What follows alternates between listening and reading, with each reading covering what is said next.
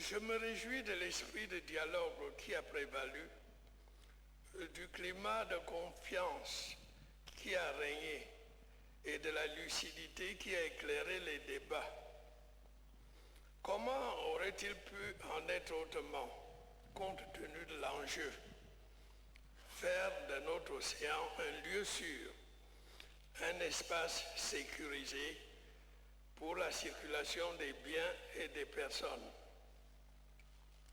En effet, au regard de la rigueur et de la ténacité que nous avons mises à réfléchir aux stratégies à adopter, j'ai l'intime conviction que notre rencontre a fait considérablement avancer notre lutte contre la piraterie maritime.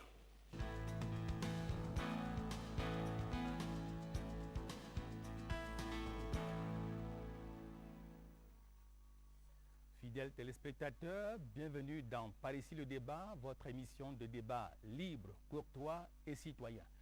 Ce 83e numéro était initialement prévu pour les analyses et commentaires sur le récent sommet de Yaoundé où 13 chefs d'État de l'Afrique de l'Ouest et du Centre ont adopté une stratégie en 3 volets pour garantir la sûreté et la sécurité dans le golfe de Guinée. Mais voici une actualité de dernière minute et de haute portée sur la scène politique camerounaise. C'est la convocation du corps électoral. Eh bien, le corps électoral est convoqué par décret présidentiel pour le lundi 30 septembre 2013 à l'effet d'élire les conseillers municipaux et les députés à l'Assemblée nationale. Nous commençons par les réactions à chaud sur ce plateau de Par ici le débat avec nos 4 panélistes. D'abord, en termes de présentation, le professeur Joseph Vincent Touda Ebodé, qui est un expert en géostratégie, directeur du CREPS. Le CREPS, c'est le Centre de recherche d'études politiques et stratégiques à l'Université de Yaoundé 2 à Soa. Bonsoir, professeur. Bonsoir. Et à ma gauche, c'est bien cela, le ministre plénipotentiaire hors échelle, il s'appelle Jean-Dieudonné Nchama. C'est un spécialiste en négociation internationale, communicateur bien connu des téléspectateurs de Bonjour sur la CRTV, très apprécié pour ses éclairages sur les acteurs et les pratiques du monde diplomatique. Bienvenue. Merci bien.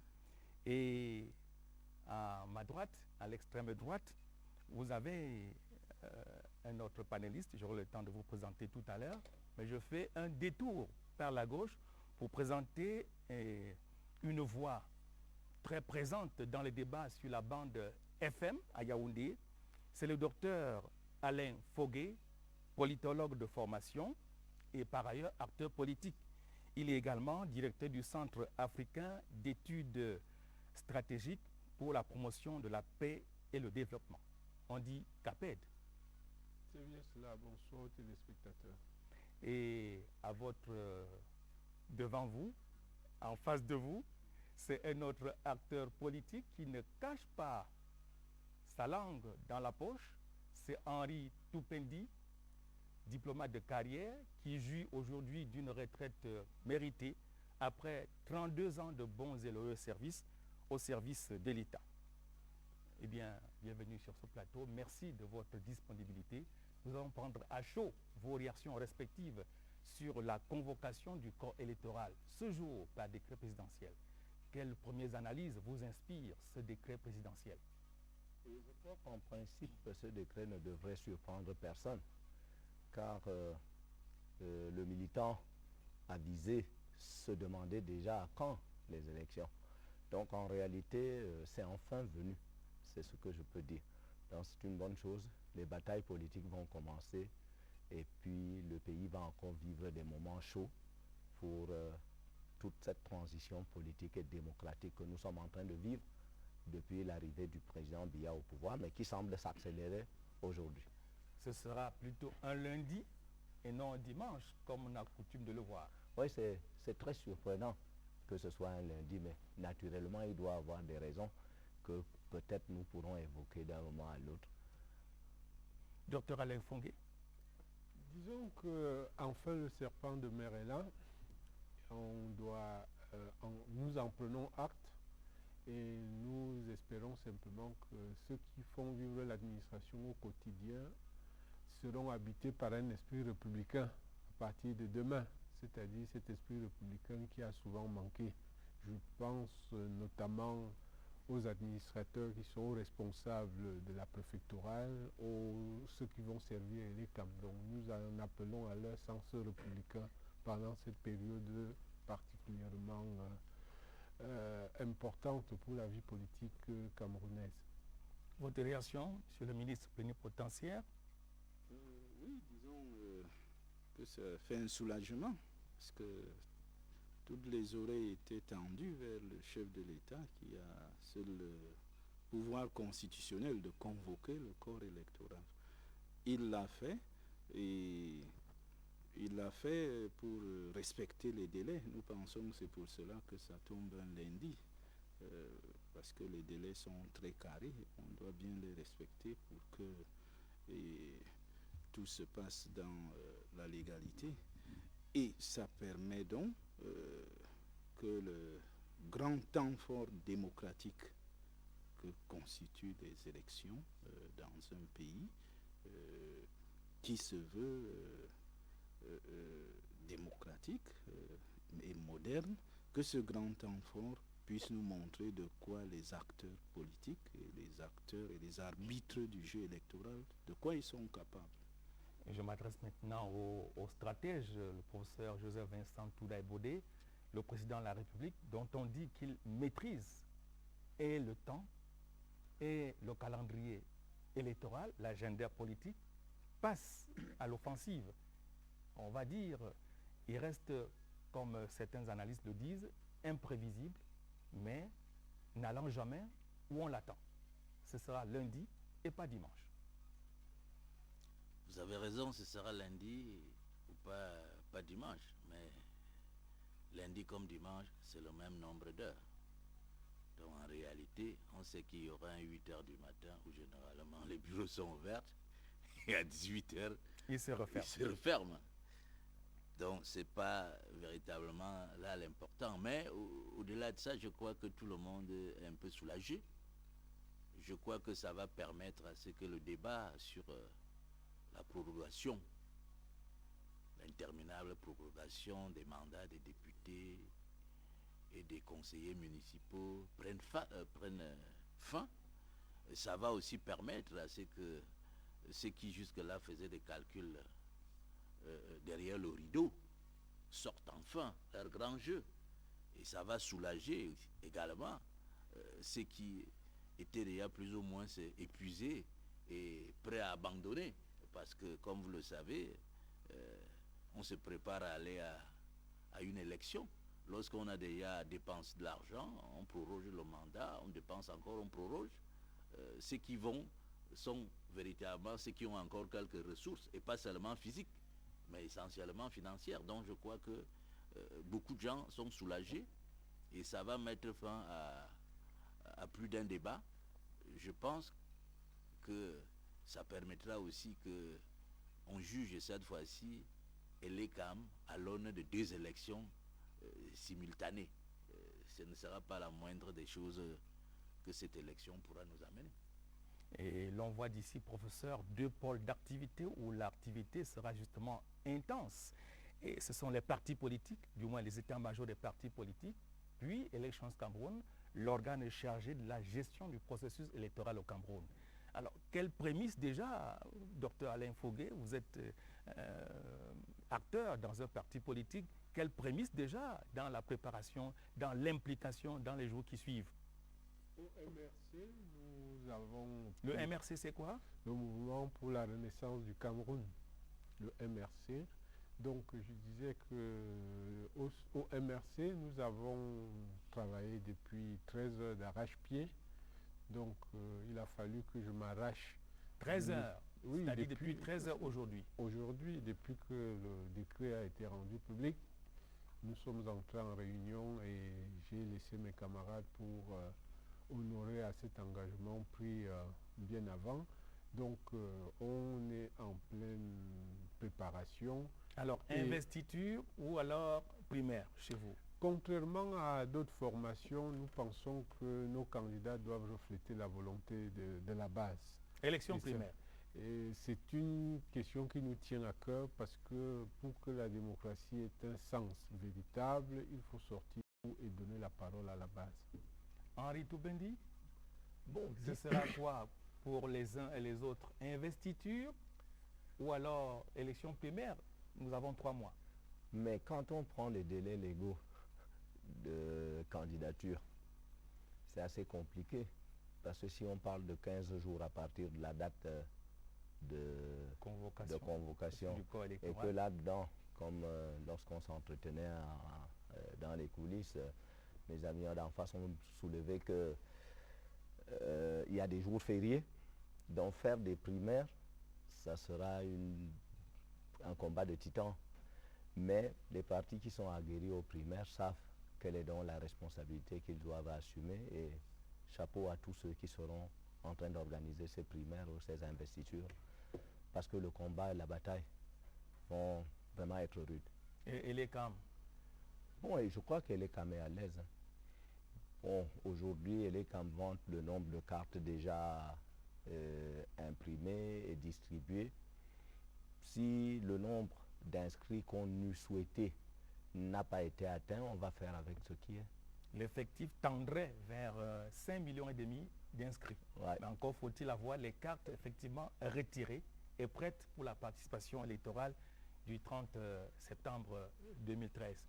Monsieur le ministre, votre regard sur l'activité qui va décoller dans les jours qui suivent, Je crois que c'est dans ces 2 pôles de concentration? un challenge multiple, hein. Pour Elekam, une élection couplée, ça va être un baptême de feu. Et nous lui souhaitons bon vent pour cela, parce que le niveau de retrait des cartes n'incite pas à l'optimisme. Donc Elekam devra tout faire dans ce laps de temps pour que chacun ait sa carte.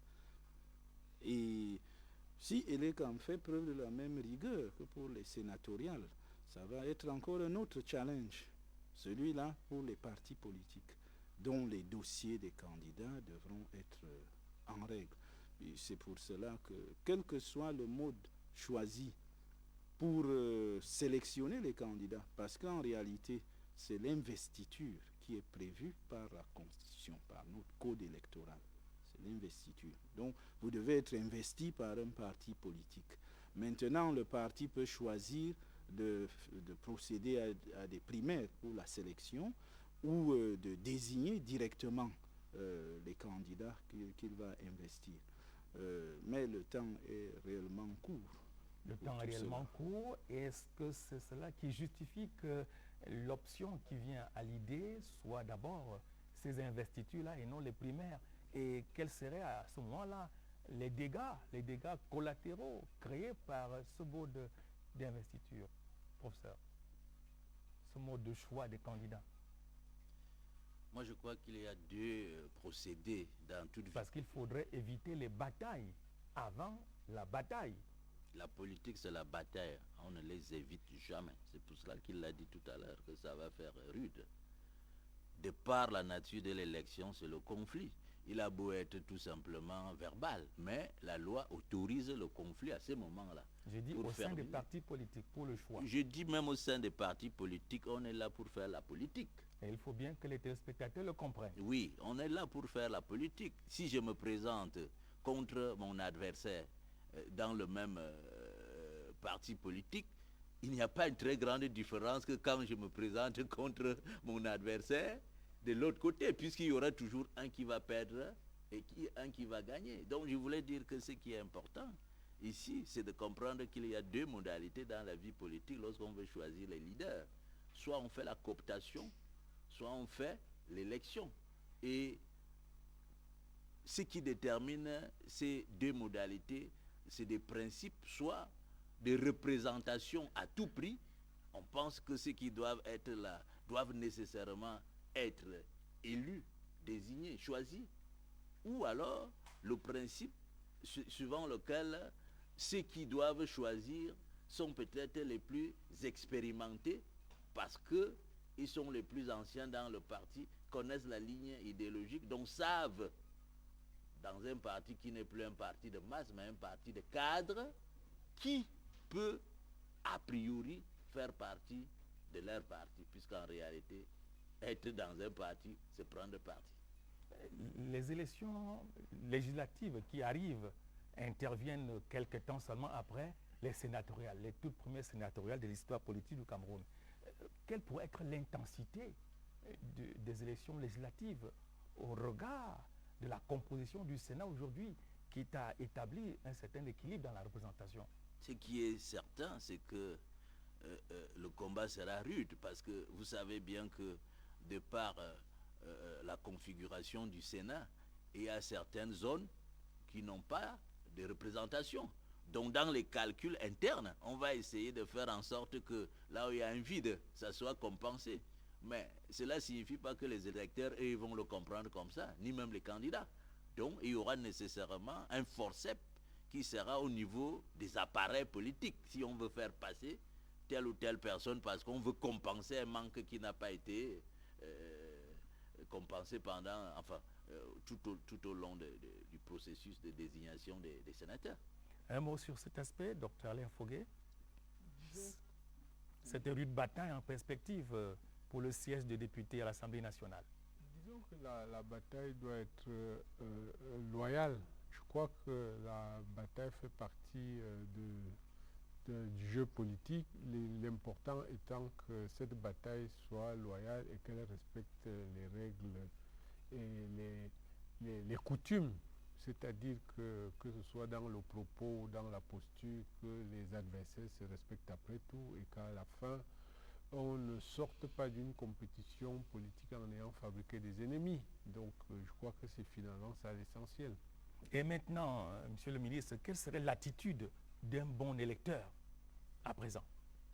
L'attitude d'un bon électeur, c'est celui qui respecte le jeu démocratique. Qui a d'abord sa carte en main? Oui, mais qui ne va pas se faire soudoyer en prenant quelques cuisses de bœuf ou quelques palettes de maquereaux pour monnayer sa voix. Hein. C'est ça l'attitude d'un bon électeur qui choisit en âme et conscience. Le MRC ne donnera ni de cuisses de poulet, ni quelques breuvages. On verra, on vous attend sur le terrain. Ouais. Henri Toupendi, quelle sera donc l'attitude, quelle devrait être l'attitude d'un militant électeur potentiel? Bon, comme disait le ministre plénipotentiaire, l'électeur doit d'abord attendre la liste des candidats. S'il est bon militant, il peut aussi être candidat. Donc il a en face un choix. Présenter sa candidature s'il estime qu'il est capable d'être très représentatif pour la région, sa région de naissance. Pas nécessairement. Oui, pas nécessairement, mais classiquement, oui, classiquement, bon. Mais c'est ça qu'il faut gommer. Voilà. Si on est en République, on devrait Ce pouvoir qui est être vrai, candidat partout où on a... Auquel cas, la liste devrait être générale, alors, une fois. Les listes ne viendront pas, les candidatures ne viendront pas des départements. Si c'est le cas, s'il faut le faire comme vous le dites. Mais vous avez bien vu qu'au niveau de la Cour suprême, le principe de l'équilibre n'est pas l'élément sur lequel on recale des listes. Non, ce n'est pas l'équilibre. Très bien que c'est un élément... Qu'à cela ne tienne, ce que je voulais dire, c'est qu'en réalité, l'électeur doit attendre les candidats de son parti. Le bon militant doit attendre les candidats de son parti. Si c'est l'investiture, il y a la discipline du parti. Si c'est les primaires, il va d'abord exprimer son choix dans les primaires et ensuite il ne pourra que confirmer au niveau national. Eh bien donc, ce sera le 30 septembre 2013, les élections couplées municipales et législatives. Place maintenant au décryptage des enjeux et résolutions du sommet de Yaoundé, tenu les 24 et 25 juin 2013 sur la sûreté et la sécurité maritime dans le golfe de Guinée. Le président hôte du sommet, Paul Biya, à la clôture des travaux, nous allons l'écouter sur les résolutions, sur les actes majeurs du sommet de Yaoundé. Le président Paul Biya.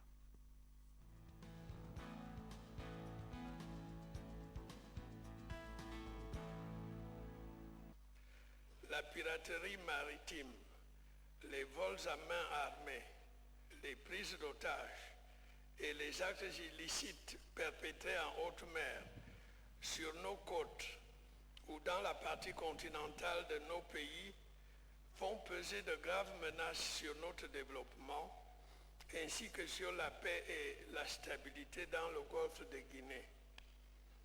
Il était donc indispensable de mettre en application la résolution 2039 du 29 février 2012 du Conseil de sécurité des Nations Unies recommandant la tenue de la présente réunion. À ce titre, je salue les efforts des États riverains du Golfe de Guinée et le soutien apporté par nos partenaires internationaux dans la préservation de la liberté de naviguer en toute sécurité sur notre océan. Je me réjouis également de l'adoption d'une stratégie régionale commune sur la sécurité maritime, ainsi que des instruments pour sa mise en œuvre. Je me réfère bien entendu à la déclaration des chefs d'État et de gouvernement des États de l'Afrique centrale et de l'Afrique de l'Ouest sur la sûreté et la sécurité dans notre espace maritime commun. Il s'agit d'un pas décisif qui va dans le sens des aspirations de nos populations à la paix et à la prospérité. Je pense aussi au mémorandum d'entente entre la Communauté économique des États de l'Afrique centrale, CEAC, la Communauté économique des États de l'Afrique de l'Ouest, CEDEAO, et la Commission du Golfe de Guinée, CGG. Il est à bien des égards porteur d'espoir pour la sûreté et la sécurité maritime dans le Golfe de Guinée. Je me réfère enfin au code de conduite relatif à la prévention et à la répression des actes de piraterie, des vols à main armée à l'encontre des navires et des activités maritimes illicites en Afrique de l'Ouest et du Centre.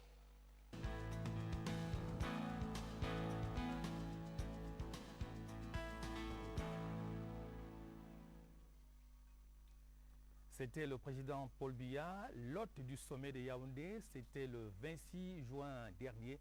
Le chef de l'État camerounais tirait les conclusions et traçait déjà des perspectives par rapport aux résolutions, aux actes de ce sommet de Yaoundé qui avait donc réuni 13 chefs d'État et les instruments juridiques sont là.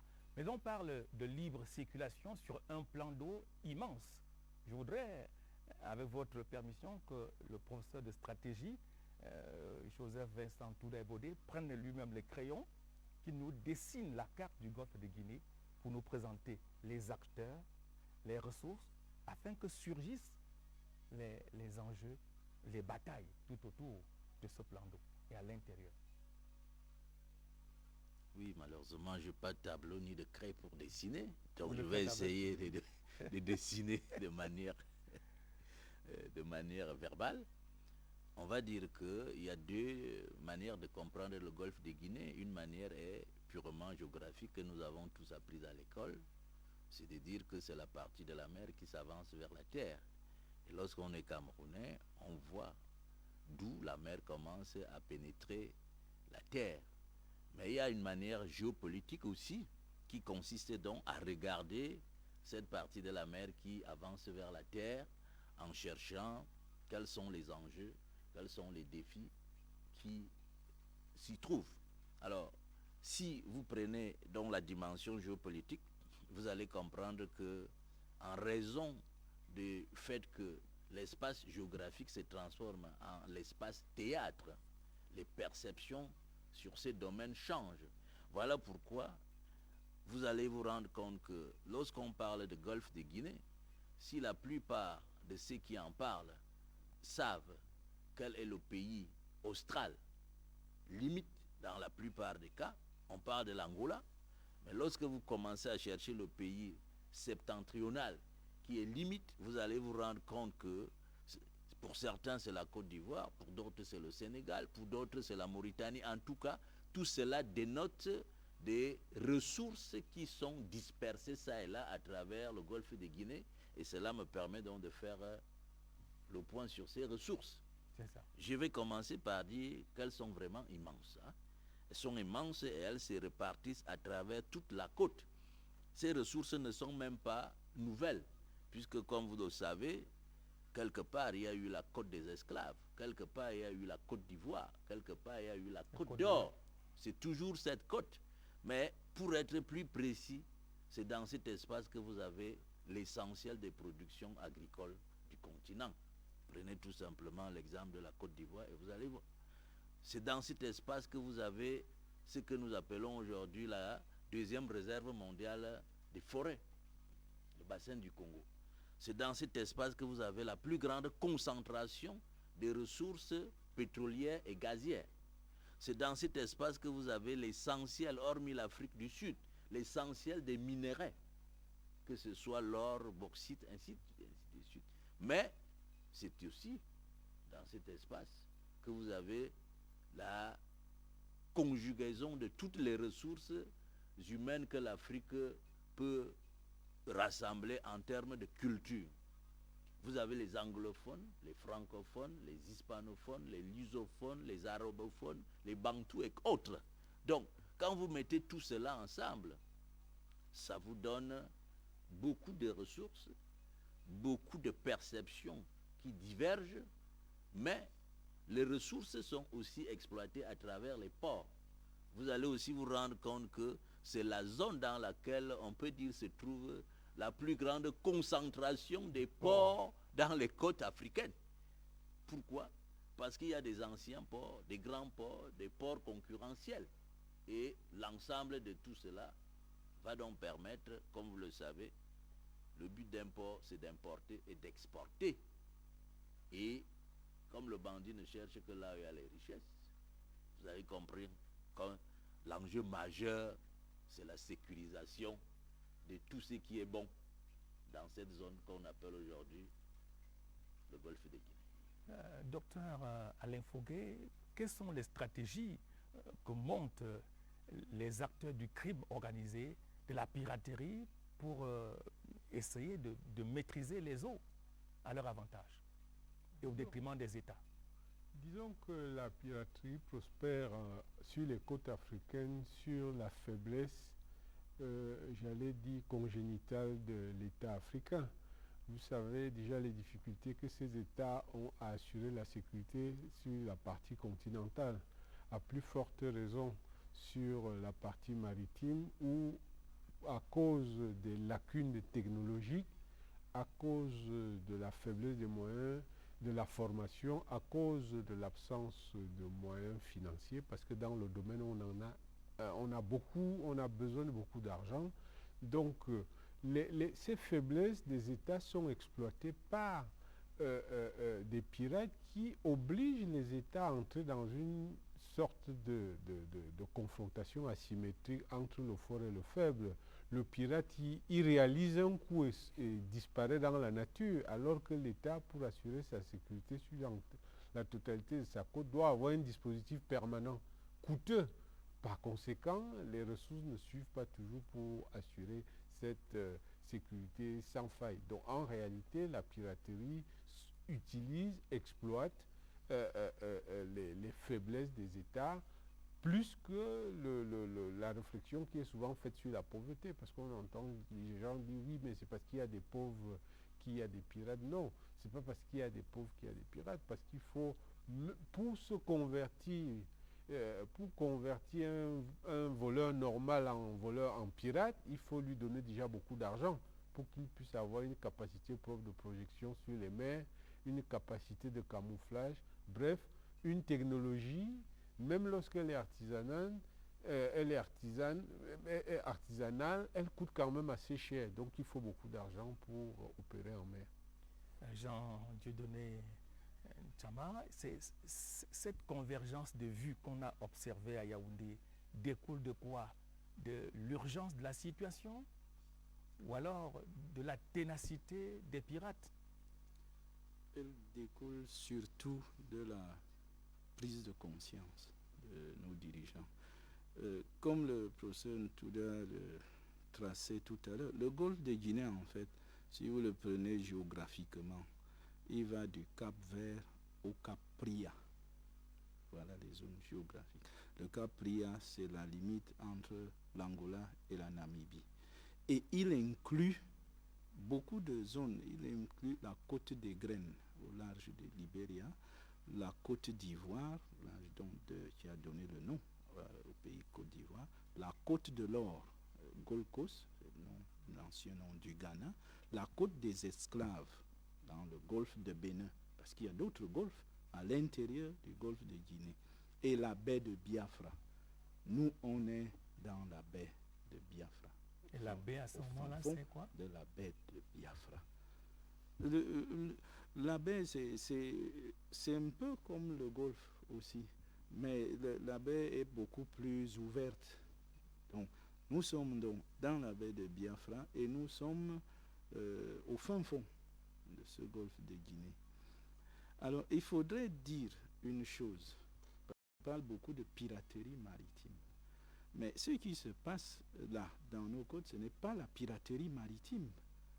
Au sens de la Convention des Nations Unies sur le droit de la mer, la piraterie maritime, c'est des actes illicites qui se passent en haute mer, où un navire, donc, il fait de la détention ou de la déprédation, des actes qu'il commet sur l'équipage d'un autre navire. C'est ce qu'on appelle la piraterie maritime.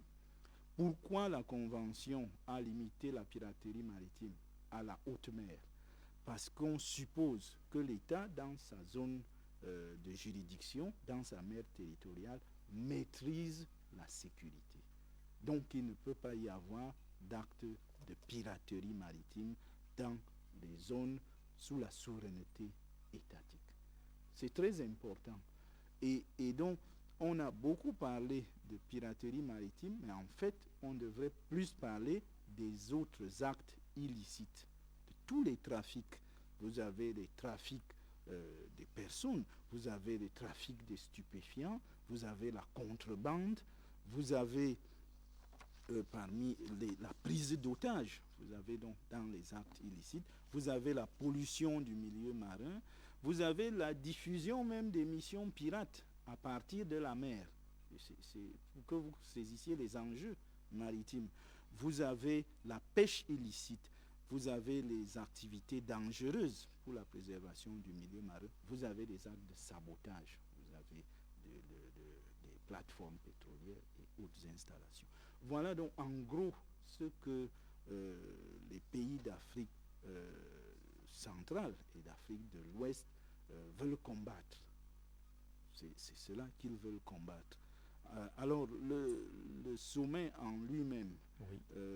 Parce que c'est les résultats du sommet qui intéressent peut-être plus, le sommet en lui-même, il a tout un processus préparatoire. Vous vous doutez qu'en 2 jours, on ne peut pas s'accorder sur tous les textes que vous avez vus là. Il est passé par le processus. En général, on commence par la réunion des experts. Les experts peaufinent un texte. Ça passe au niveau des ambassadeurs. Les ambassadeurs l'améliorent. Ça passe au niveau des ministres. Et c'est la dernière main avant donc d'être soumis à l'examen des chefs d'État. Donc, les textes qui sont sortis, en fait, ont été élaborés à Cotonou. Il y a 1 an, qui ont été élaborés. C'est ces textes donc qui ont été adoptés. Henri Toupendi, votre regard sur ces résolutions de Yaoundé, ces actes qui guideront désormais la lutte contre l'insécurité maritime dans le golfe de Guinée? Je crois que c'est un pas très important dans l'intégration de la sous-région, pour ne pas dire dans l'intégration de l'Afrique. Et si mes souvenirs sont bons, le ministre Tsama ne me démentira pas, le même genre de mécanisme avait déjà été enclenché en Afrique centrale par un mécanisme de prévention des conflits entre 93, 94, 95, toujours sous l'égide des Nations Unies. Et ça n'a pas eu le même écho aujourd'hui, si au niveau de l'Afrique centrale, on a tendu la main à l'Afrique occidentale et que les deux organisations sous-régionales se sont réunies, et encore faut-il relever qu'il y avait près de 25 États. Parce que vous parlez de 13 chefs d'État, non, mais c'est parce que 25 délégations. nous 25 délégations. Nous focalisons. 25 États chefs représentés. d'État, moi, ça me touche. Ah, On 25 devrait États, dire que c'était un 25 sommet de délégations. 25 pays. 25 pays. 25 pays. Voilà, parce que tout chef de délégation est souverain et à la fois plénipotentiaire. S'il ne vote pas en direction ou en faveur de la résolution est bloquée. Ce n'est pas parce qu'il n'est pas un chef d'État. Donc c'était un sommet très très large de 25 États. Vous savez, il y a des sommets de l'Union africaine qui ne sont pas... Voilà, c'est la moitié de l'Afrique qui était dans là. Donc c'est quelque chose de très important. Mais je suis un peu inquiet sur la mise en œuvre de ces résolutions. Parce qu'en Afrique, c'est un problème énorme, la réactivité. Il a été créé au Cameroun, chance pour le Cameroun, qui occupe une situation géostratégique indéniable dans le golfe de Guinée, que nous accueillons l'institution de coordination. Bon, quand est-ce qu'elle va se mettre en place? Quand est-ce que les États vont vraiment continuer de travailler main dans la main pour que très rapidement les éléments constitutifs de l'existence et de la réussite même des résolutions de ce sommet soient vraiment sécurisés? Je crois que c'est un tout petit peu là mon inquiétude. La littérature a été formidable, mais maintenant passer aux actes, ça va être une autre... Nous verrons le passage de la parole aux actes tout à l'heure, quand on évoquera les moyens et les délais. Professeur Touda, peut-être un mot sur la portée de ces actes de Yaoundé, leur applicabilité, parce que c'est là où se trouve le problème. En ce qui concerne l'applicabilité, je crois que les actes de Yaoundé, comme vous le dites, il y a eu la déclaration, il y a eu le mémorandum et il y a le code de bonne conduite. Lorsque vous mettez tout cela ensemble, vous allez vous rendre compte qu'il y a des passages où il est indiqué qu'ils doivent se réunir chaque année. Et qu'il faut que 2 États signent pour que ça entre en vigueur. Et plus de 2 États ont signé. Cela indique le sens. Si 25 États se sont retrouvés à Yaoundé, ce n'était pas un hasard. Ce n'est pas le Cameroun qui a acheté les billets d'avion pour dire qu'ils sont venus se balader. Donc je crois que ce sommet, c'est parce que chacun sent dans son économie le danger. J'ai pris lors de la leçon inaugurale le cas du Bénin. Et ce n'est pas un hasard si, comme vient de le dire le ministre plénipotentiaire Tchama, les textes ont été élaborés au Bénin. Le Bénin perd 70% des ressources portuaires. Et ce qui vient du port représente 90% du budget du Bénin. En réalité, si vous chiffrez ça, c'est comme si le Bénin était en guerre.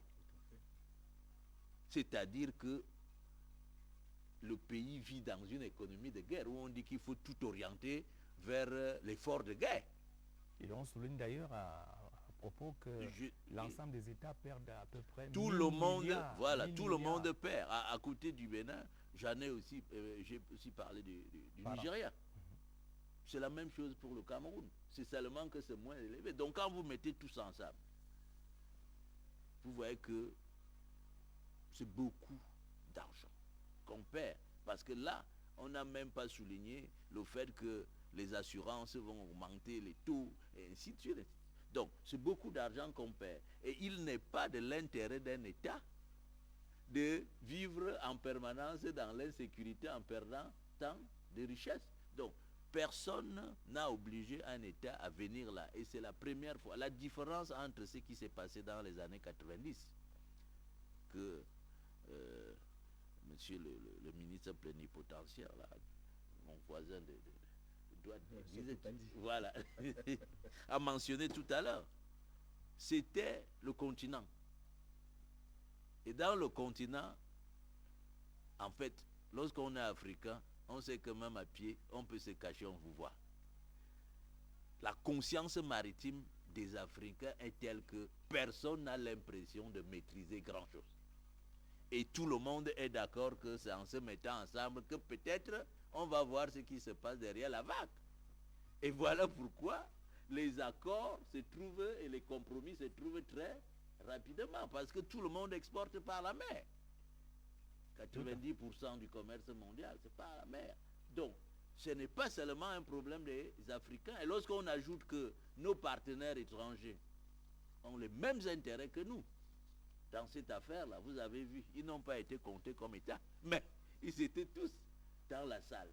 Cela signifie quand même que l'intérêt pour tous les États est majeur. Et c'est pour cela que moi, je ne pense pas qu'on va rencontrer beaucoup de problèmes dans la mise en œuvre. S'il y a des problèmes, ça ne peut être que des problèmes politiques, c'est-à-dire l'option à choisir pour mettre en œuvre. Par exemple, cette affaire de droits de poursuite, vous savez que beaucoup d'États éprouvent des résistances. Mais ce n'est pas parce qu'ils ne sont pas d'accord pour aller dans cette direction. Je retiens de vous cette très belle image, se mettre ensemble pour voir derrière la vague. Ça, c'est la synergie. Ça, c'est l'un des terrains d'entente qui est issu du sommet de Yaoundé. C'est donc la mutualisation des moyens dans les États de la CEAC, de la CEDEAO et de la Commission du Golfe de Guinée. Convergence de vues face à un défi collectif, c'est une analyse que signe Séverin Alégambélé.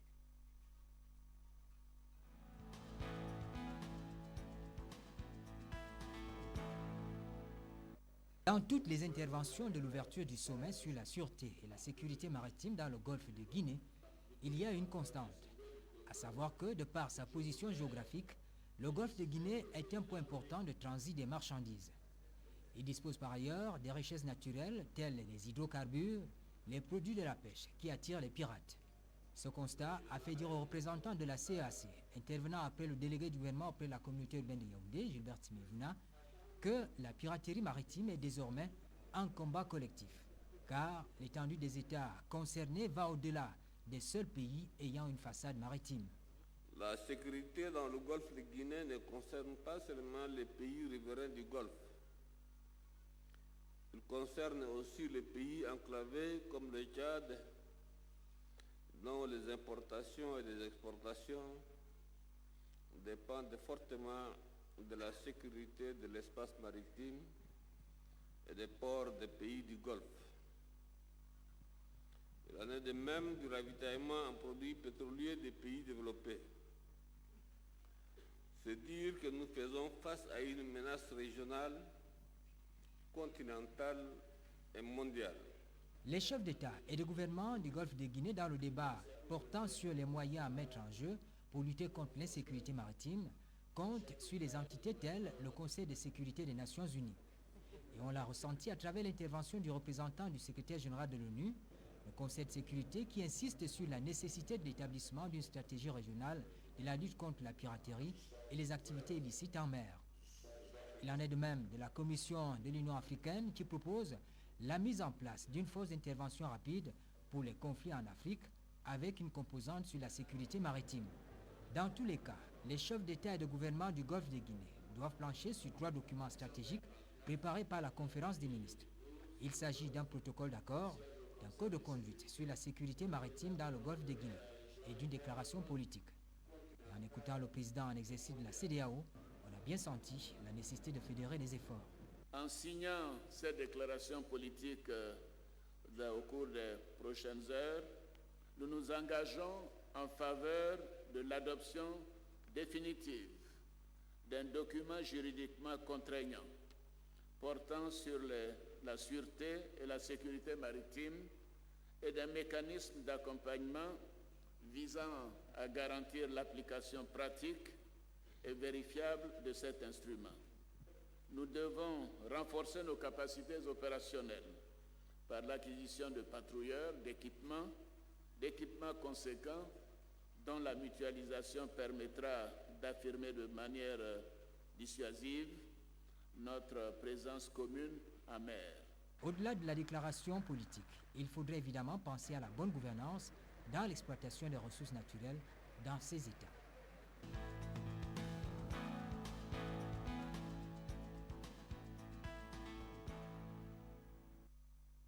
C'était Séverin Alega Mbele sur la mutualisation des moyens par les États concernés par l'insécurité maritime dans le golfe de Guinée.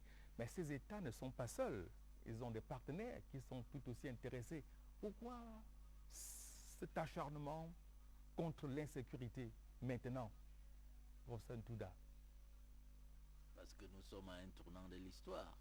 Depuis au moins ça, le 11 septembre 2001, on sait que les grandes puissances occidentales ont décidé de diversifier leurs sources d'approvisionnement et qu'ainsi les réserves du golfe de Guinée, qui étaient plus ou moins réservées pour le 22e siècle, ont été précipitamment reprises en main et tout le monde a été surpris, si vous voulez, content de savoir qu'enfin on reconnaissait qu'il y avait aussi les richesses de ces côtés.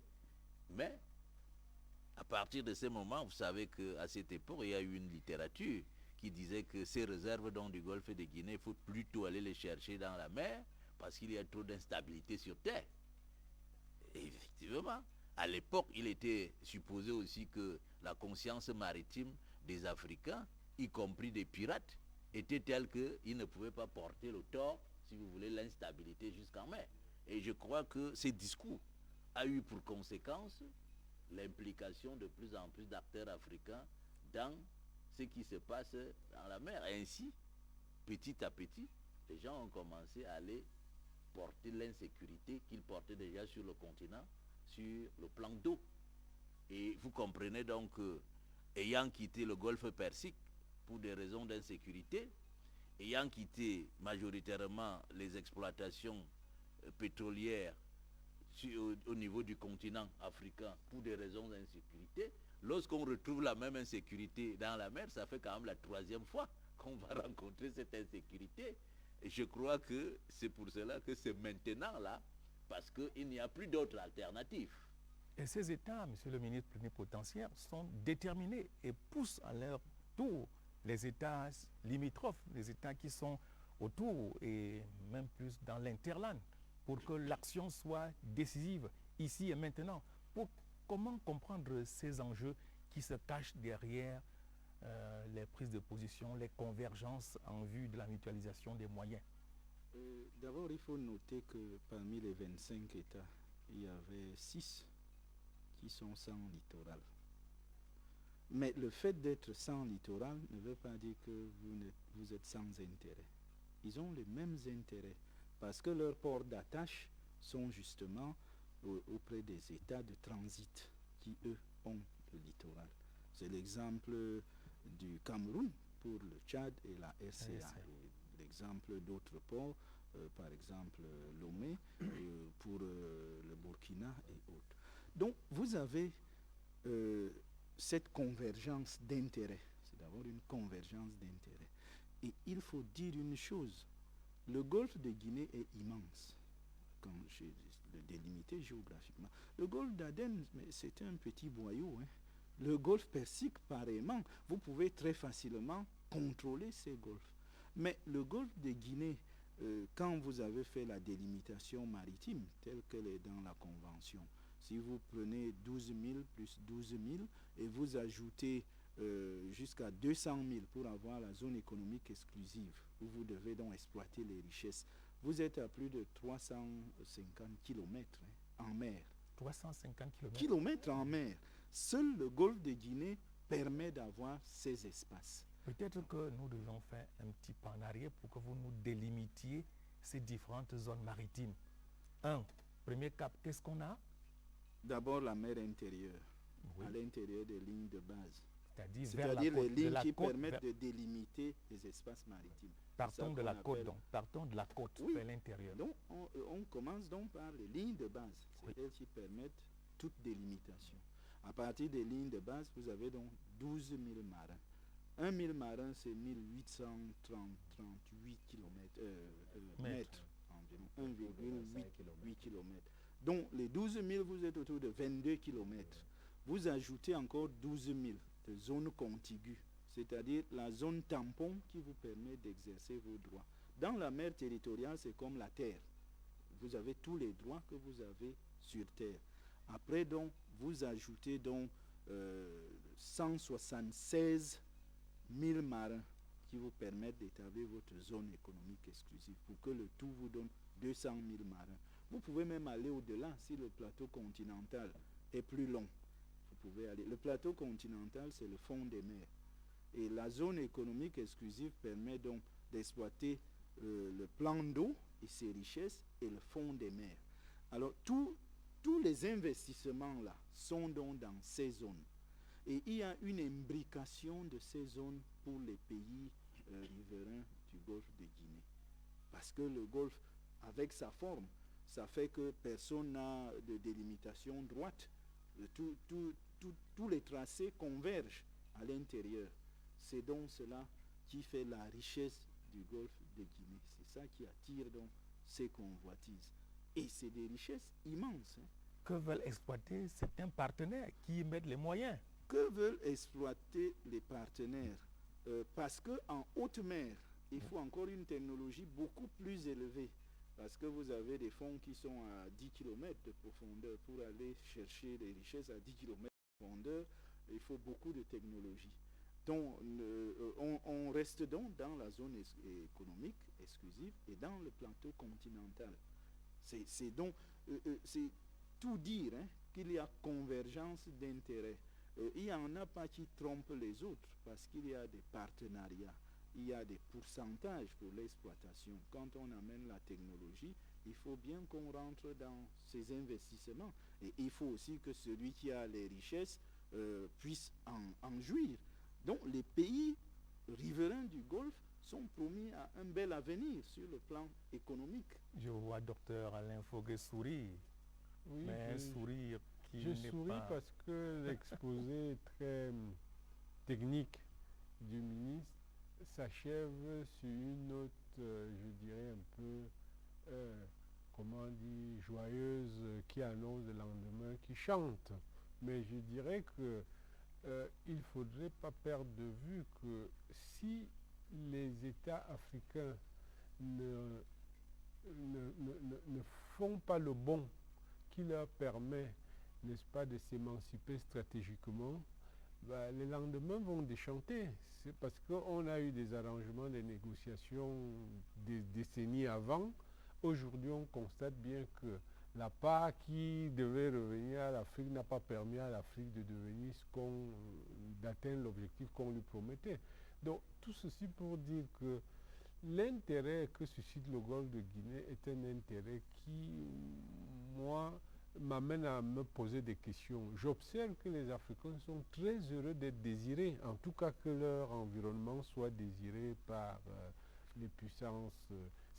Vraiment, ça fait beaucoup la fierté des Africains d'être convoités. Et la littérature sur Africa is back est de plus en plus abondante. Et on dit l'Afrique est de retour parce qu'elle a des richesses, mais personne ne se pose la question de savoir qu'est-ce que l'Afrique a fait des richesses qu'elle avait il y a 50 ans et il y a 100 ans. Qu'est-ce qu'on a fait de ces richesses? Donc, au lieu d'être très heureux d'être convoité, on devrait se demander, est-ce que dans la transaction par rapport à nos ressources, nous ne devions pas privilégier la qualité de la transaction au volume? C'est-à-dire, est-ce que c'est parce que les gens arrivent de partout que nous devons nous réjouir, ou alors on devrait, ça c'est un cas d'école, limiter même aux besoins le volume de transaction et rechercher plutôt la qualité? C'est-à-dire que dans cette petite transaction, le gain escompté est suffisant pour nous permettre de faire le bond du développement vers lequel nous allons, ou alors de continuer comme ça. Hier c'était l'Europe, puis c'était l'Amérique. Dans les années 90, on était très heureux de dire aux Européens, maintenant les États-Unis sont là, les Chinois arrivent, on a le même bonheur, je dirais pratiquement puéril de temps en temps. Ce bonheur, il est important que nous ne nous contentions pas de voir que nous sommes convoités, mais que nous nous interrogions pour voir qu'est-ce que nous pouvons faire dans cette transaction pour avoir les meilleurs morceaux? Comment donc réussir ce pari des transactions? Moi, je ne pense même pas que le débat soit autour des transactions et des richesses dont nous trouvons une très grande partie dans le Golfe. Je pense que l'objectif même de nos partenaires, c'est d'abord de sécuriser ces richesses-là. Parce que quand vous voyez un peu ce qui s'est passé sur les côtes somaliennes et qui veulent se passer sur les côtes de la zone du Golfe, je pense notamment aux pirates qui ont attaqué des banques au Cameroun et qui ont aussi attaqué des banques en Guinée équatoriale. C'était quelque chose de nouveau et de très inquiétant. Ça n'a rien à voir avec les richesses maritimes, c'était des banques continentales. Donc il y a d'abord ça que les États sont en train de vouloir subjuguer. Vous voyez qu'au Nigeria, avec le MEN, les pipelines du pétrole là, sont tous les temps sectionnés et attaqués. Donc c'est déjà cette piraterie artisanale, mais qui dépasse les États.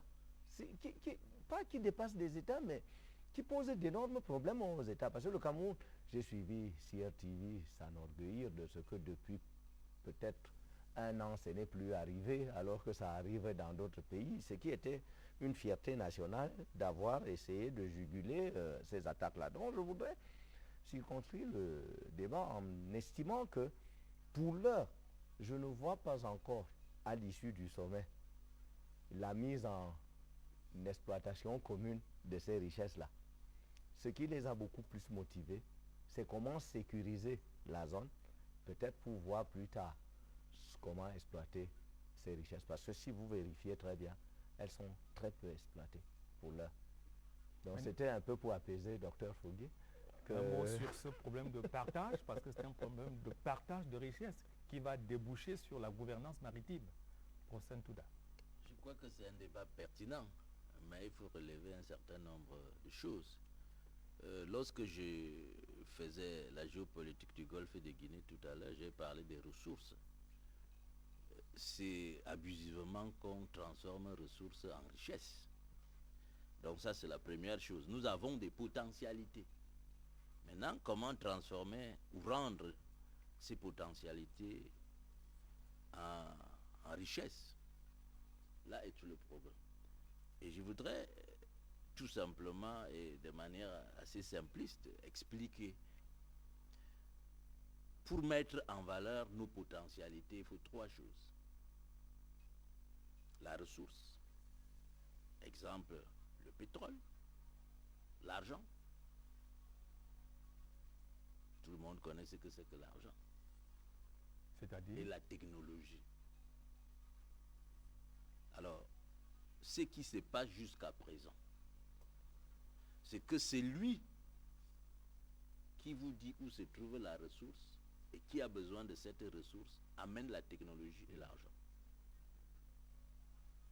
Il vous reste donc le potentiel, la ressource. Vous voyez donc que s'il fallait poser les pièces sur une carte, sur trois choses, l'investisseur a amené deux. Donc nécessairement, le contrat ne peut pas se négocier comme si c'est vous qui aviez donné deux. Donc tout ce grand débat sur les ressources, ça pose quand même un problème. Vous négociez un contrat où, dès le début, vous êtes minoritaire. Ne vous attendez pas à la sortie en termes d'argent d'être majoritaire. D'abord, la personne qui a investi commence par récupérer son argent. C'est-à-dire donc les deux tiers. Ce qui reste, on partage d'une certaine manière. Donc, tous ces grands débats sur la malédiction des ressources, ainsi de suite, moi, ça me gêne un peu souvent. C'est comme si en soi, les ressources apportaient la malédiction. On ne veut pas dire que c'est parce que les Africains n'ont ni technologie, ni même souvent ressources humaines. Je voudrais dire qualifiées.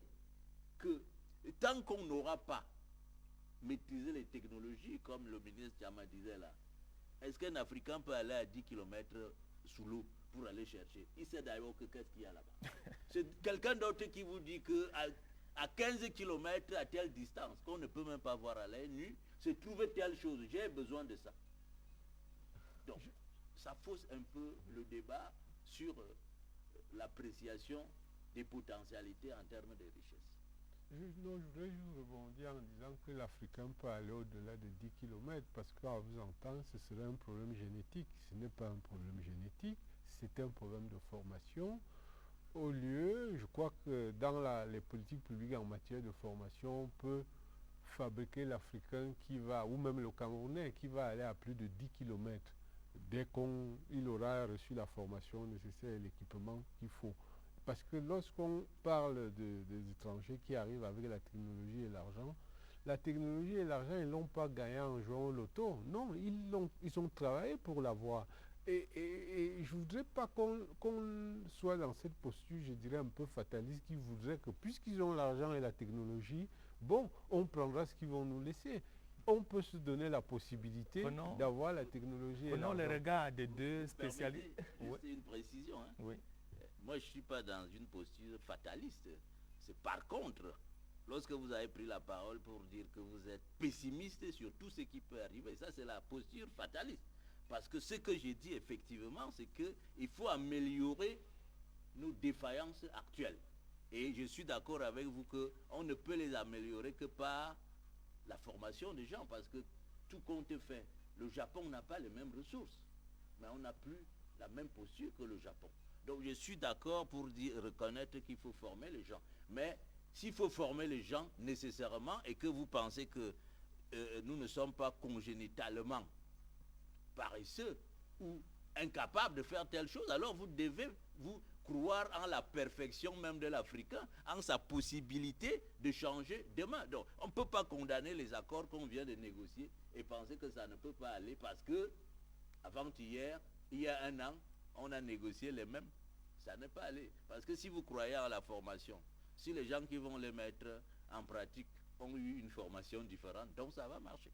Je voudrais qu'on s'intéresse maintenant au non-dit de ces accords de partenariat pour juguler ou alors maîtriser l'espace dans le golfe de Guinée. Vous êtes deux négociateurs. Un mot avant les non-dits. Oui. Ça concerne la négociation. Nous sommes au cœur du problème des Africains. La science et la technique. Je suis d'accord avec le docteur Fougué qu'il faut former. Mais on forme. Mais comment vous utilisez les Africains formés? Quelle valeur les Africains accordent à la science et à la technique? Est-ce qu'ils créent un environnement porteur pour l'éclosion de la science, de la technique et de la recherche? Nous traitons des hommes politiques, des administrateurs avec faste. Est-ce que nous traitons les chercheurs avec faste? Ça me rappelle un prêche d'un prélat qui disait mais il faut plus envoyer les enfants à l'école normale parce que on va dire c'est des petits enseignants. L'enseignant est toujours petit.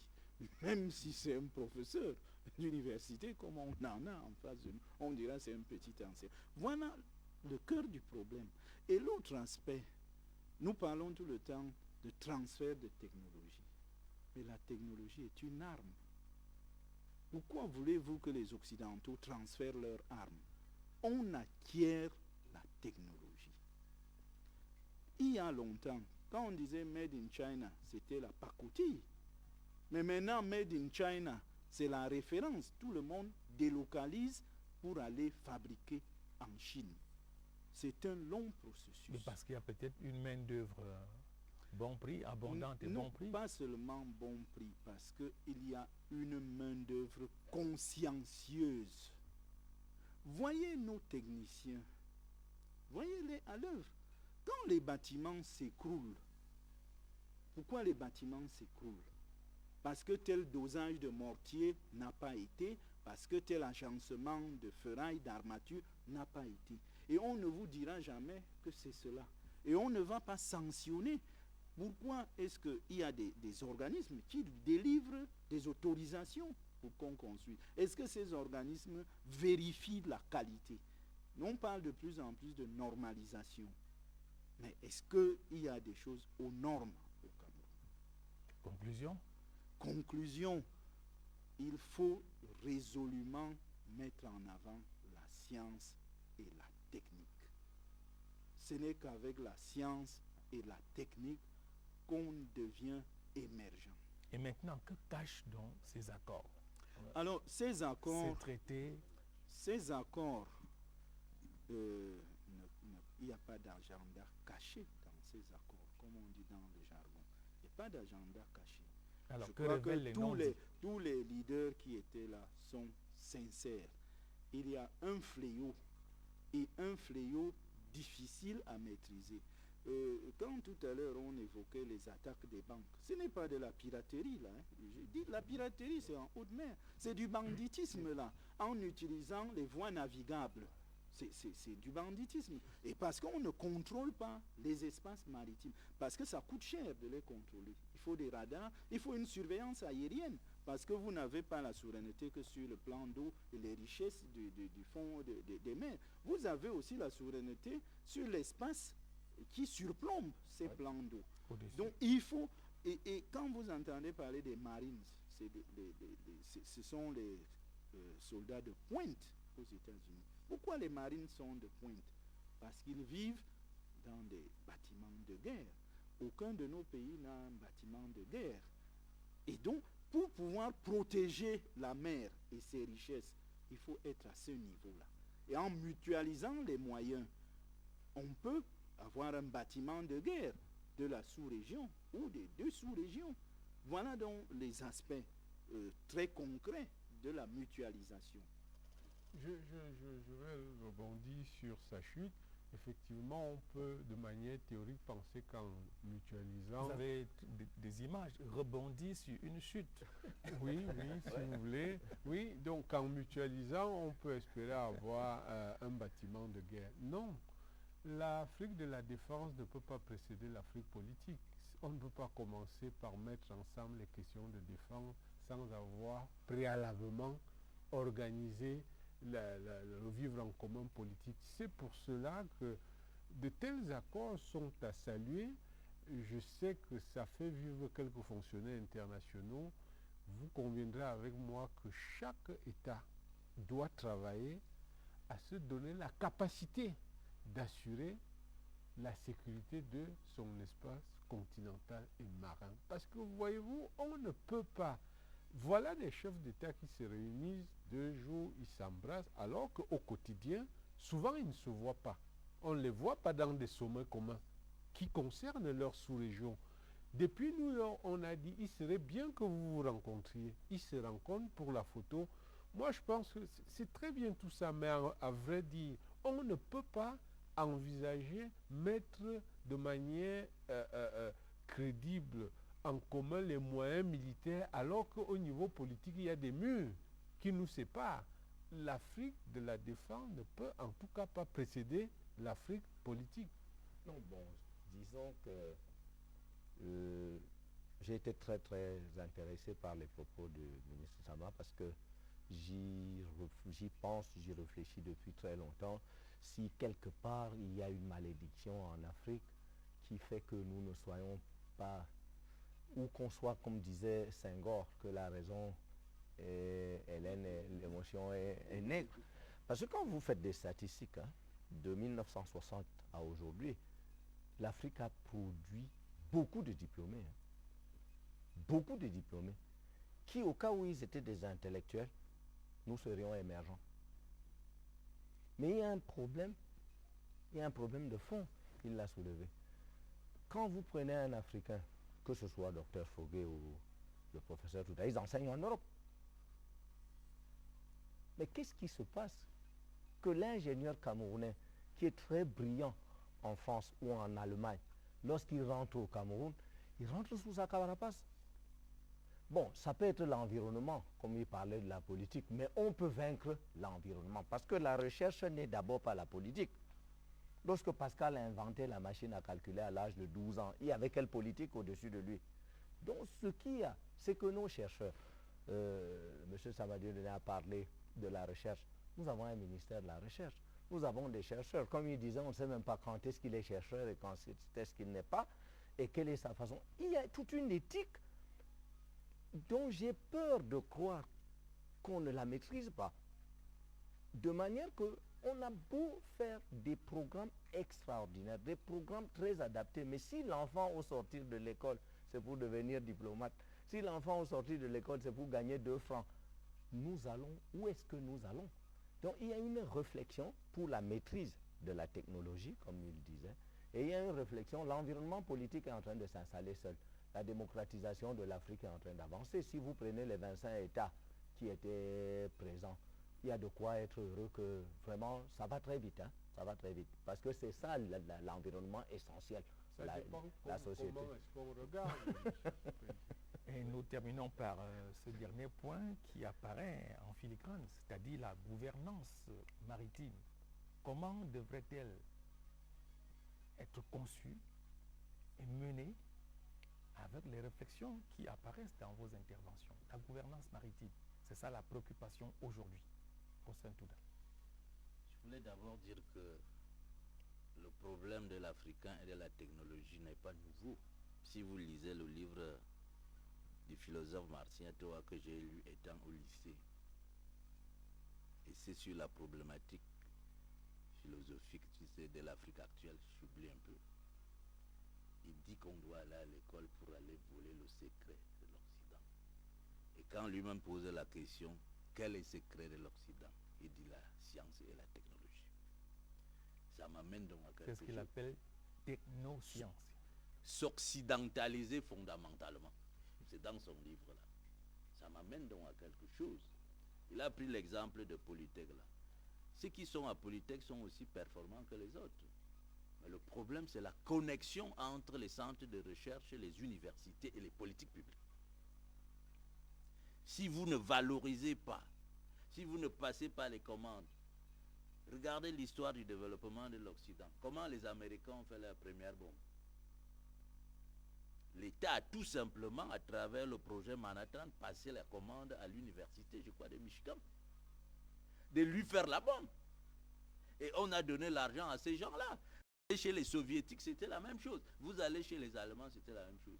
On peut dire que pour la majorité des pays, tout au moins d'obédience francophone, la déconnexion entre l'université et l'administration réelle qui prend les décisions est telle qu'à un certain moment, on a l'impression que ces centres-là ne servent à rien parce que toutes les recherches qui sont faites, si je prends le cas du Cameroun, j'ai l'impression qu'en dehors de l'IRA,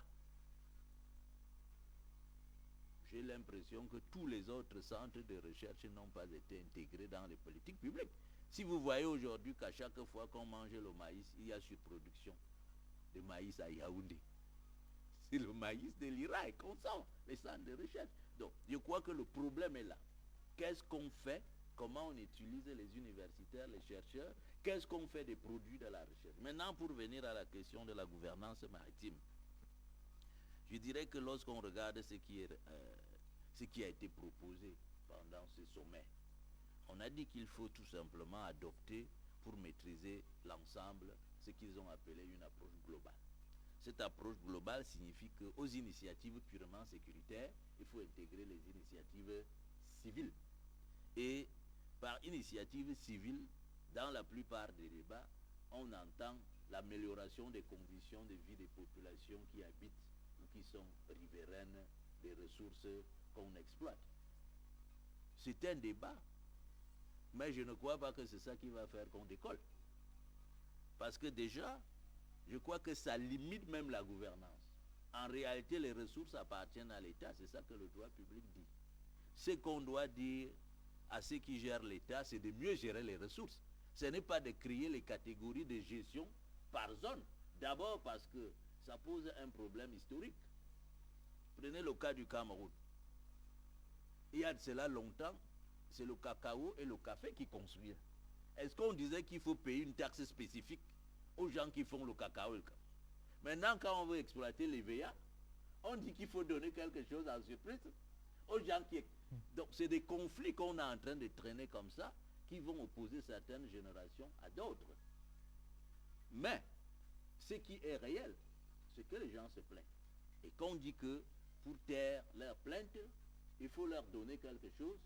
Et je crois que le sens de la décentralisation, qui va aussi s'appliquer à la mer, est déjà une réponse provisoire, même si, comme je l'ai dit, ça cache d'autres conflits qui vont naître, parce que là où les ressources sont finies, quand ces gens-là vont se rendre compte qu'il y a 100 ans, ils avaient des ressources qu'on a utilisées sans rien leur reverser, le problème va aussi commencer.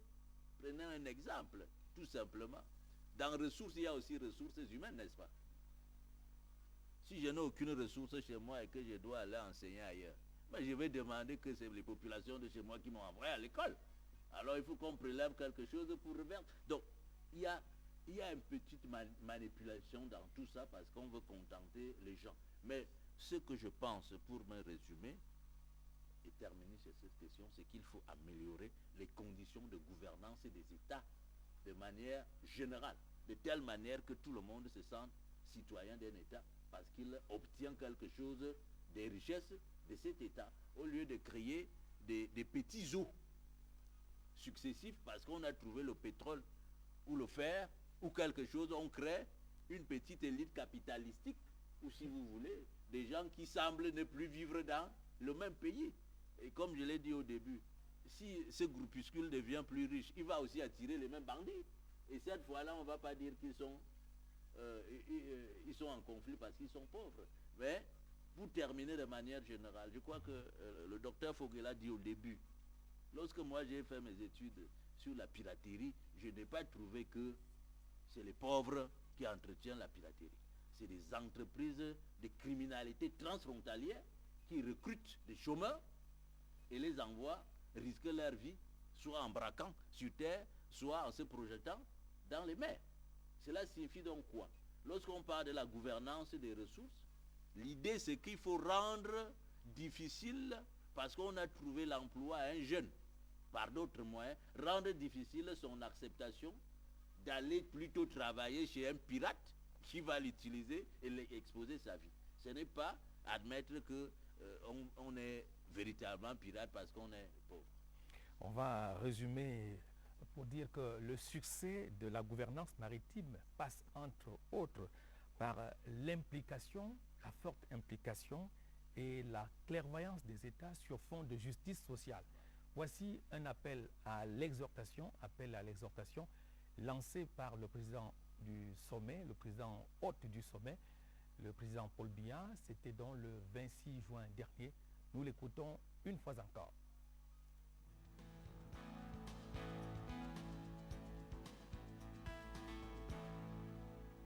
Pour atteindre cet objectif, il sera nécessaire que toutes les parties prenantes jouent pleinement leur rôle dans la mise en œuvre efficace de ces instruments. Nous y parviendrons par le maintien des relations solides de confiance entre États et des mécanismes efficaces de coordination opérationnelle dans le contexte de la résolution 2039. Cette avancée notable enregistrée à Yaoundé contribuera à la régionalisation de la sécurité collective sur la façade atlantique de nos pays.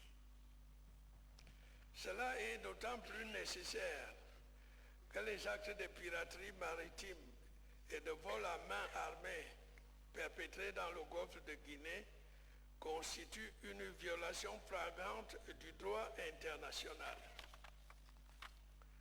Excellences, Mesdames, Messieurs, nous devons, je crois, nous féliciter d'avoir fait de la question de la sûreté et de la sécurité maritime dans le golfe de Guinée un sujet de préoccupation majeure pour la communauté internationale.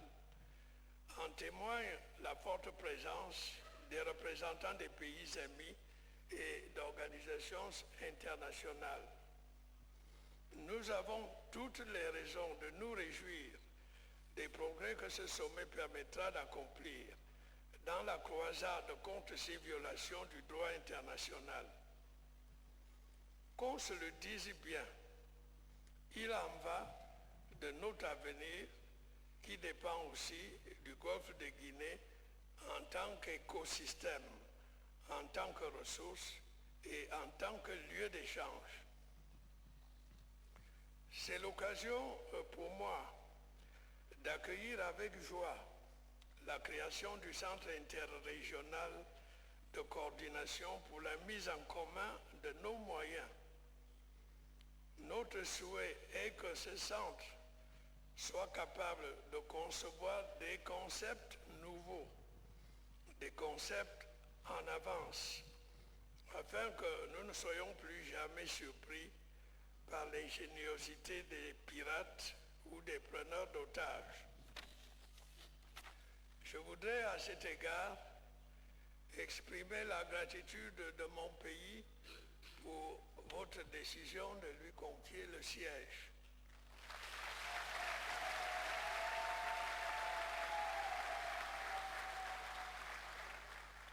Je tiens également à saluer l'initiative de l'Union africaine d'élaborer une stratégie maritime africaine intégrée à l'horizon 2050.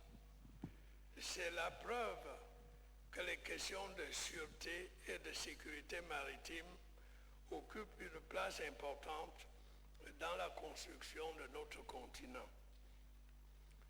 L'appui des pays amis et des organisations internationales sera là aussi essentiel.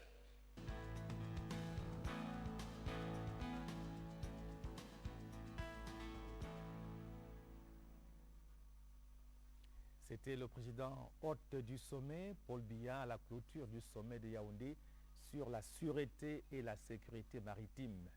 À présent, nous évoluons vers les conclusions en mettant l'accent sur cette gouvernance maritime, sur cette redistribution dans l'équité des retombées de l'exploitation des ressources maritimes.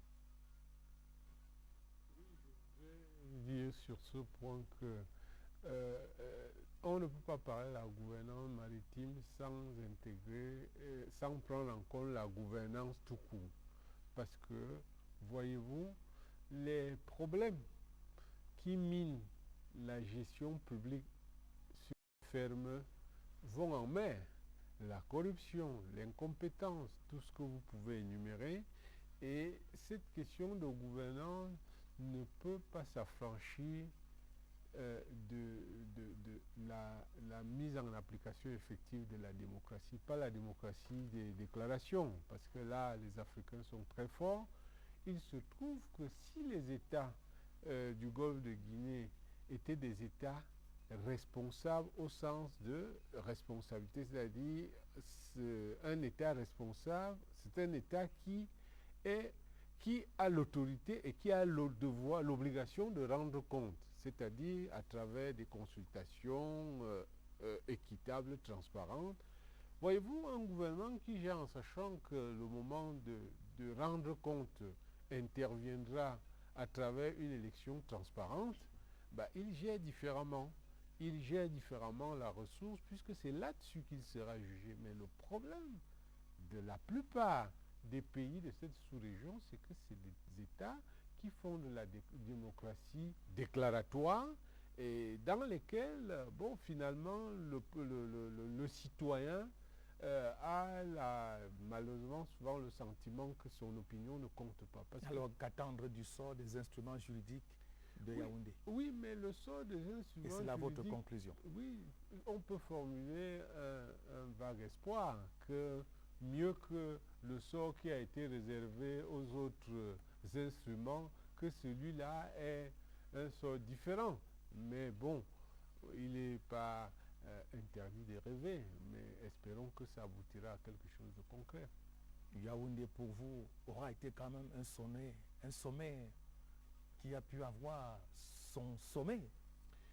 Oui, pour les belles photos, en termes de résolution. Non, je pense que les photographes ont pu faire de très belles photos, que les images étaient belles et que les maquillages étaient tout fins, mais la réalité est celle-là, c'est quelle crédibilité accorder à tous ces accords qui, n'émanent même pas des États de la sous-région, de deux, parce que c'est l'ONU, c'est sous l'impulsion de l'ONU, de deux, qui vient rencontrer d'autres engagements déjà pris, mais qui pour le moment restent en veilleuse. Qu'est-ce qui explique que les engagements pris à Yaoundé il y a quelques jours seront plus mis en application que les autres? Mais simplement, pour terminer, je crois qu'il faudrait souligner, comme l'a dit le ministre plénipotentiaire, en réalité, j'ai bien peur que nous n'ayons été hors sujet pendant le séjour des chefs d'État à Yaoundé, que l'on Je ait vous parlé. dirais, comme quelqu'un de très célèbre, n'ayez pas peur. Monsieur le ministre, votre conclusion? Oui, il faut avoir confiance pour Oui. ajouter à ce que vous venez de dire, parce que le sommet de Yaoundé a quand même mis en place deux mécanismes. D'abord, une réunion annuelle des hauts responsables des deux sous-régions concernées, y compris de la commission du Golfe de Guinée. C'est une réunion annuelle. Bien sûr, ça ne sera pas un sommet de chefs d'État annuel. Il ne faut pas être optimiste jusqu'à ce point. Mais une réunion de hauts responsables et avec un calendrier, une feuille de route pour assurer l'orientation, le suivi et l'évaluation de la coopération régionale. Voilà la mission de cette réunion annuelle. Et le centre interrégional de coordination, dont le siège est au Cameroun. Donc ce centre, bon, comme on a le siège, peut-être qu'on n'aura pas le plus haut fonctionnaire, parce que dans la pratique Mais c'est une internationale, grave quand responsabilité. l'état du siège ne dirige pas l'institution aussi. Donc, c'est un peu ça la pratique. Bon, il y a des exceptions. L'OAPI avait fait une exception à ses débuts, on ne sait jamais. Donc, il y a ces deux mécanismes. Et je voudrais attirer l'attention sur quelque chose de très important. À la fin de la déclaration, les chefs d'État disent qu'ils décident de rester saisis de la question. C'est très important. Ça est passé peut-être inaperçu. Traduction maintenant en mot plus simple. Traduction, nous assurons le suivi et la veille. Et c'est ça qui manque souvent. C'est pour ça qu'on reste à des pieuses résolutions. Mais si le suivi et la veille sont assurés au niveau le plus élevé, on ne va pas chercher au-delà des chefs d'État, sinon il faut chercher le bon Dieu pour décider. Voilà. Vos conclusions, Henri Toupendi. Comme au début, j'ai été particulièrement sensible et très fier pour l'Afrique d'avoir organisé ce genre de réunion, pas nécessairement à Yaoundé, mais l'urgence d'une telle réunion se faisait ressentir. Et comme nous l'avons dit depuis le début, c'est l'inquiétude est relative seulement à la mise en œuvre des résolutions. Parce que les problèmes financiers aussi, pour faire tenir la réunion, il faudra qu'on choisisse un pays, qu'on envoie une délégation et tout, et nous savons comment ça se passe. Donc, l'accent que nos partenaires devraient mettre sur la réalisation des résolutions doit être très très pointu. Ça, nous ne pouvons compter d'abord que sur ces partenaires-là qui ont à la limite plus d'intérêt que nous dans ce qu'ils sont en train de vouloir nous aider à sécuriser. Donc aujourd'hui, et pour la gouvernance maritime, il faut former. Parce que c'est venu tôt, j'ai l'impression, cette conférence, par rapport à l'expertise que chacun des États en question détient en matière maritime. Gouvernance maritime et même mutation des pirates et finalement la maîtrise des eaux pour la circulation libre des personnes et des biens pour faire donc de ce plan d'eau, comme disait le président Paul Biya, un espace de sécurité et de prospérité. Oui, bien évidemment. Je voudrais rassurer qu'en matière de formation, moi j'ai lu tous les textes. Il y a même au moins une page qui ne parle que de la formation. Ça c'est la première chose.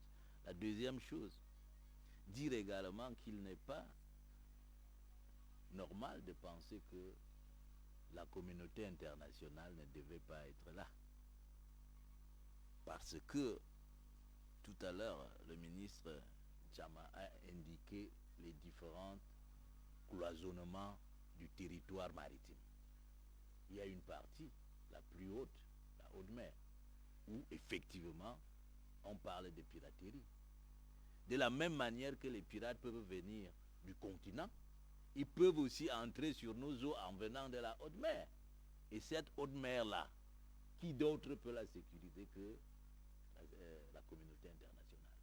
Donc, le fait qu'on se retrouve tous à Yaoundé, la communauté internationale et les États de la sous-région, c'est les États de la sous-région qui ont saisi l'ONU. Et l'ONU est venu les accompagner vers la fin, mais les intérêts sont communs. Ça, c'est une indication forte que ce qui s'est décidé à Yaoundé tient à cœur tout le monde. Et moi, je reste optimiste. Je pense que, pour une fois, vous savez, c'est comme lorsque nous-mêmes on a commencé, personne ne s'est imaginé que on viendra à bout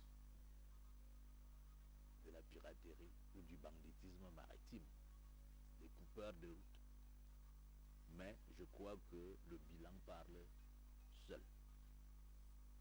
Eh bien, c'est sur cet optimisme que nous clôturons ce 83e numéro de Par ici le débat. Merci d'avoir suivi. Merci de votre brillante participation, chers panélistes.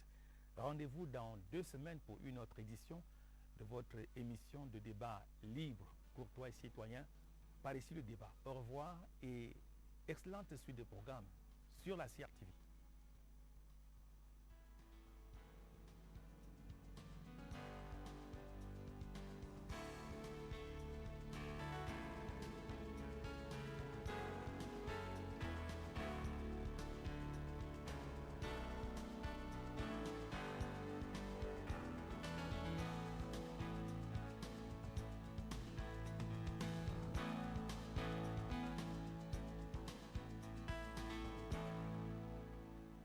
Je me